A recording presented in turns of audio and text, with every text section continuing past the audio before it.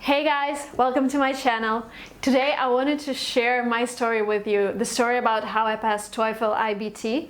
I actually scored 117 out of 120, and this was a great experience for me because I wanted to enter United States universities, and many of them required around 100 or around 90, so I was well above the grade I needed. And I wanted to share the methods that I used while preparing for TOEFL. I wanted to give you some advice, so if you're interested, if you're preparing for TOEFL right now, please continue watching. The first thing I wanted to tell you about TOEFL is that it actually tests your abilities to take the TOEFL. During the preparation process, you don't have to learn the English language, you just have to learn how to do tasks that are typical for TOEFL. And the best thing is to start preparing for TOEFL when you're upper intermediate level or advanced level. The first thing you have to do is find out which score is required by your university or institution that you want to enter using the TOEFL score.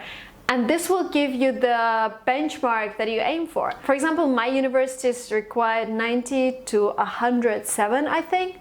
So I aimed to do my best at the test. And the first thing I did is I downloaded Cracking the TOEFL IBT book and took the practice test, which showed that I scored 85%, which was below the score that I needed for my university. So the first thing I did, I determined the parts that are the most difficult for me.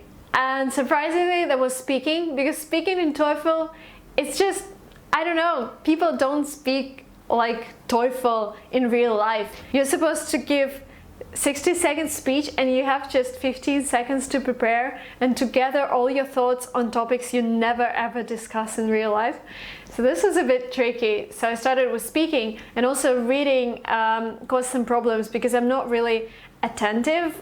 Sometimes I get distracted by things. And reading requires maximum concentration. Another advice I wanted to give you is you have to note the topics that are common for TOEFL. For example, ancient caves in France, life in the ocean, mammals, whatever, like all of those topics that you would have during your biology classes at school or geography classes at school, and those topics you would never discuss with your friends. Like, you wouldn't talk to your friends on a daily basis about these topics, and this means you don't have vocabulary for those topics. Maybe you know the words, but you don't use them every day, so you forget them eventually.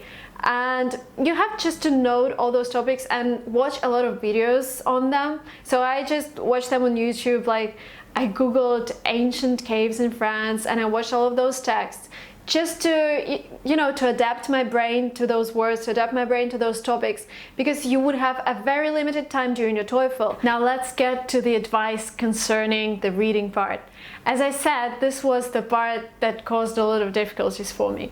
I think there were a couple of reasons for that. The first reason, and the most important one, is that I wasn't concentrated enough. But when I came to the exam, I tried to put all of my attention into the reading part, and so I scored 30 out of 30. And this is my advice for you.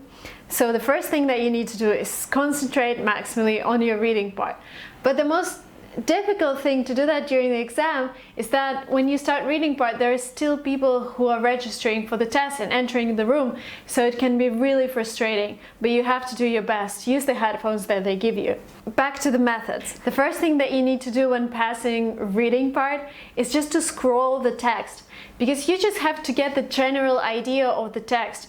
You don't have to get into every single detail, because your task in reading part is not to memorize the text, not to understand every single detail, but to answer the questions that they give you. So what I did is I just read the first sentence of every paragraph, which gave me the idea of the text, and I got straight to the questions. The second thing, which is really important, is that questions actually follow the order of the text. So the first question you would get, you will find the answer in the first paragraph. The second question will be the first or second paragraph. But you will never get the first question with the answer in the last paragraph. That would never happen to you, and that makes life so much easier. A very important thing is that you need only one sentence to answer each question. For example, there will be a question like, I don't know, which color was the most popular among Impressionists in the 19th century? And there would be just one sentence that gives the answer. Say, for example, you found that sentence. Stop there. Just answer the question and get to the next one. Because if you would continue reading that sentence, there would be something really tricky that would surprise you, that would make you anxious, and you would think that you actually chose the wrong answer. For example, you would have, but in the 20th century they started using color blah blah blah, but they would use complex words, complex sentence structures, and that would actually add difficulty to answering the question. So my advice that once you find the right answer, just stop there and get to the next question. If you don't know what's the right answer straight away, I advise you to cross out the wrong answers. What I did is I took a piece of paper that they gave us during TOEFL and I made like a template for myself. I wrote ABCD, a lot of them, and I used every single for answering questions. For example, you have ABCD, but you're sure that B and C are wrong answers. Just cross them out on your paper. You would just have to decide between A and D, which makes life easier, right? Another great thing here is that you can go back to the answers. What happened to me is when I started the test, there were a lot of people coming into the room. It was really loud, I couldn't concentrate, so I just picked some answers in the first two questions and moved on to the next text. After you finish with your reading part, you go straight into the listening part. And I think this was one of the easiest parts for me because the questions there, they do not require you to think. There wouldn't be any double meanings or some context that you need to remember in order to answer the question correctly. They're pretty straightforward. For example, you would listen to a text where the teacher explains what children are going to do during the lecture, and he says we're going to start with the test and then we'll continue to the new topic about mammals in Africa. And the question would be, what did children do at the beginning of the lesson? And you would answer the test. They are pretty straightforward.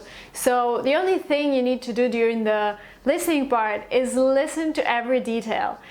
I made some notes. I tried to write down everything I hear, but the most important task is to not miss anything, because if you miss a couple of details, you won't be able to answer some questions. So this is really important.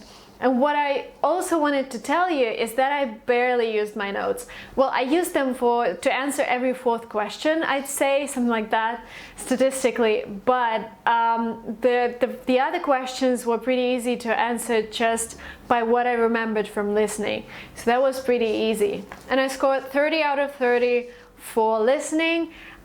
Maybe another piece of advice, TOEFL is an American test, so they're using American people to talk to you during the listening part. If you could watch some movies in American English before your test, that would be great, just to prepare your ear, just to be ready to hear that American accent, because when I learned my English, I learned British accent, and then I had to kind of convert because I wanted to sound American. Okay guys, this is the end of part 1. Second part would be about TOEFL speaking and TOEFL writing.